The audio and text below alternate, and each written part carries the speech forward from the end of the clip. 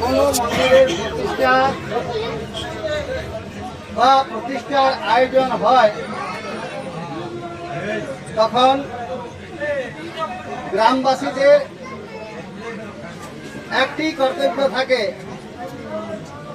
কি কর্তব্য থাকে?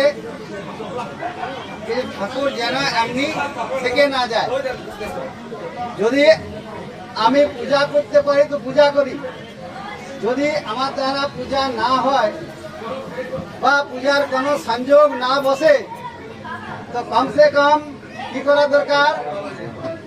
এসে একবার মন্দিরের দর্শন করা দরকার। যদি তাও না হয়, এমনও সংযোগ হয় যে হয়তো আমরা দূরে দূরে বার হয়ে যাচ্ছি কিন্তু মন্দিরের দর্শনের আমার কোনো সংযোগ হলো না, তাহলে কি করতে হবে? যে মন্দিরের যে শিখর, যে ধ্বজা আমাদের উত্তোলন হয়েছে, সেই ধ্বজা তো দেখায় দূর থেকে, তো আমরা দূর থেকে সেই ধ্বজাকেও প্রণাম করতে পারি, বুঝলো তো?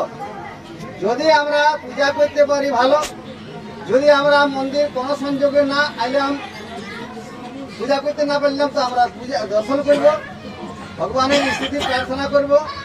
এবং যদি তাও না হয় তাহলে আমরা কি করব? ধ্বজা দর্শন করে আমার জীবনকে আমি সার্থক বানাবার চেষ্টা করব, বুঝলো তো?